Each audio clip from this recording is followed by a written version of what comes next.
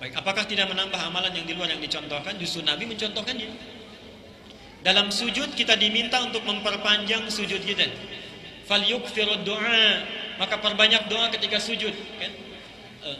Innama aqrabul 'abdu min rabbih, sungguh keadaan terdekat antara kita dengan Tuhannya itu wa huwa sajidun, dalam keadaan kita sedang bersujud.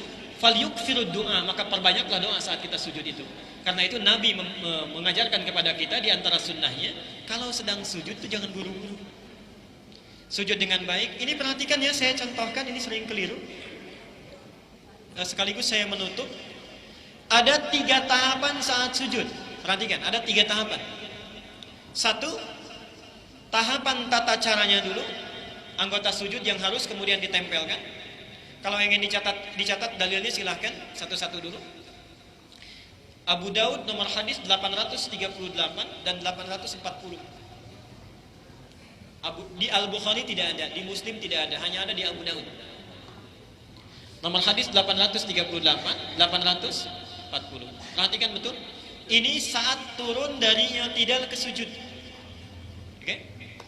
Bagaimana cara turun dari i'tidal ke sujud? Bisa dengan 2 cara. 1, dengan 2 lutut dulu. Nomor hadis 838. Jadi kalau kita ingin sujud, kata Nabi, jangan sujud seperti duduknya unta. Silahkan dahulukan 2 lututmu sebelum 2 tanganmu. Jelas? Nomor 840-nya, ini memperkenankan kita sujud dengan 2 tangan dulu. Idza sajadta fala tasjud kama yabrukul ba'ir, kan? Falyadha yadayhi qabla rukbatayhi. Dahulukan 2 tangan sebelum 2 lututmu. Jadi baik yang menggunakan lutut ataupun yang menggunakan kedua tangan, itu dua-duanya benar. Yang salah yang kepalanya duluan.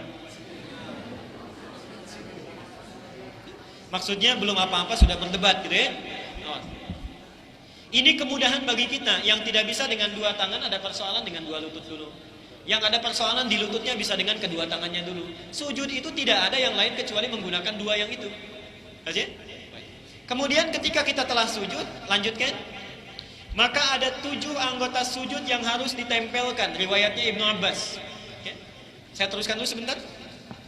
Kata Nabi, umirna, kata Ibnu Abbas, mohon maaf, umirna, kita diperintahkan an-nasjuda untuk bersujud ala sab'ati a'zamin, dengan 7 anggota sujud. Perhatikan betul. Jadi sebelum berdoa, itu tempelkan dulu yang 7. Jadi sujud itu bukan turun dulu kemudian langsung doa, tidak. Kan ada orang yang baru nempel langsung doa. Allahu akbar subhanallah wa bihamdika Allahumma ighfirli. Atau ada yang Allahu akbar subhanallah bihamdika. Tidak begitu caranya. Menempel dulu yang 7. Apa yang 7 itu? 1, perhatikan betul, ala jabhah, keningnya. Dan Rasulullah ketika menunjuk kening itu juga mengisyaratkan kepada hidung, begini. Disebutkan kening, ditunjuk hidung.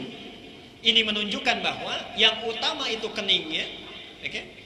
Di antara rukun sujudnya yang wajib menempel itu keningnya, tapi dipandang sunnah dan utama bila hidungnya ikut menempel. Tapi hidung bukan dari bagian rukun untuk sujud, bukan dari bagian anggota sujud. Keutamaan saja. Kalau kita bisa menempel sekaligus hidungnya, itu lebih utama dibandingkan tidak sama sekali. Jelas sampai sini? Mohon maaf ya, mohon maaf. Ada keliru dalam menerjemahkan. Kenapa Nabi tidak langsung menyebutkan hidung? Karena tempat sujud itu berbeda situasinya. Kalau yang seperti ini bersih, hidung bisa nempel. Tapi kalau sedang di lapangan, di tanah dan sebagainya, belum bisa kita pastikan. Dalam pernapasan kadang-kadang berpengaruh. Itulah Nabi menunjukkan isyarat. Kalau hidung bisa menempel bagus. Kalau sekiranya tidak menempel, tempat sujudnya tidak baik misalnya, atau tidak dipastikan bersih, tidak jadi masalah. Yang penting kening. Yang kedua apa? 2 telapak tangan. Perhatikan betul bahasa hadisnya. Famakin sujudaka, pastikan menempel, ditekan. Jadi bukan sekedar begini. Kadang-kadang masih mengambang, baca doa sudah naik lagi, tidak. Jadi tekan dengan sekuat-kuatnya, menekan begini. Kemudian kepala juga ditekan di dahinya. 2 tangan, kemudian 2 lutut. Baca ini 2 lutut. 1 tambah 2 berapa?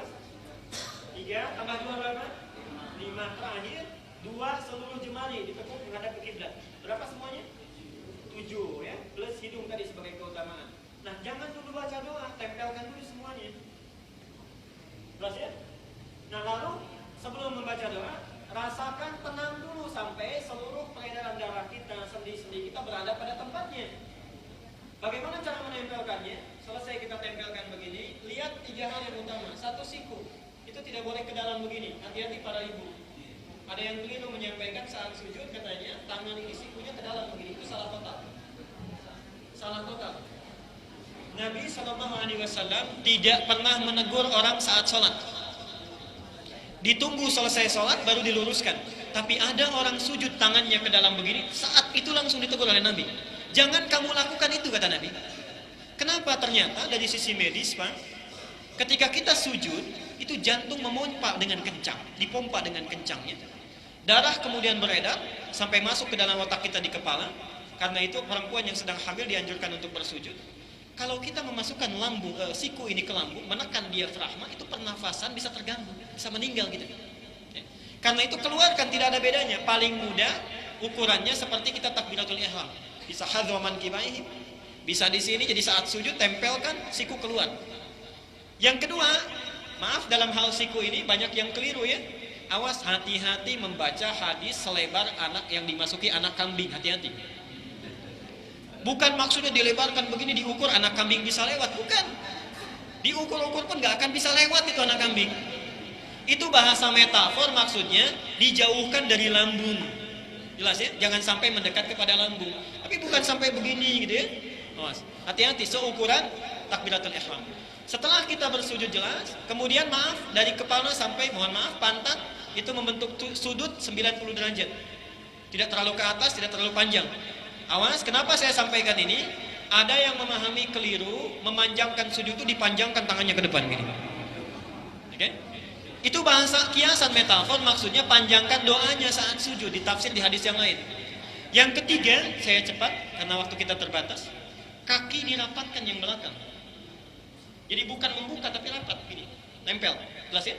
Nah, kalau tiga bagian ini sudah bagus menempel, hati sudah tenang, sudah nyaman, baru di situ membaca doa. Subhanakallahumma wa bihamdika Allahumma ighfirli. Bukan sekedar dibaca, dihayati.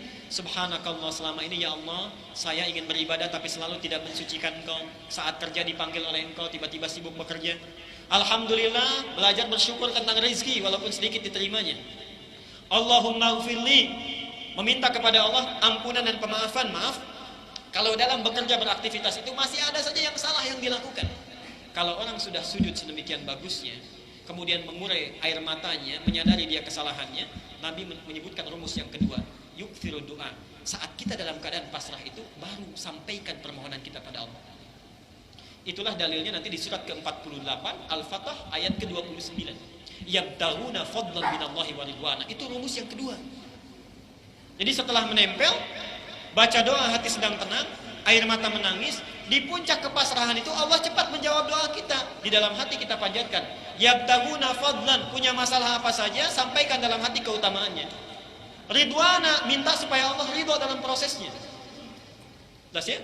Nah, disitulah sebabnya Rasulullah meminta kita memanjangkan doa dalam sujud kita di sholat apapun. Bahasan yang terakhir dari bab ini adalah kalau memanjangkan sujud di sujud yang pertama atau yang terakhir? Itu ya. Ternyata penelitian menunjukkan bukan di sujud terakhir saja, tapi di semua sujud.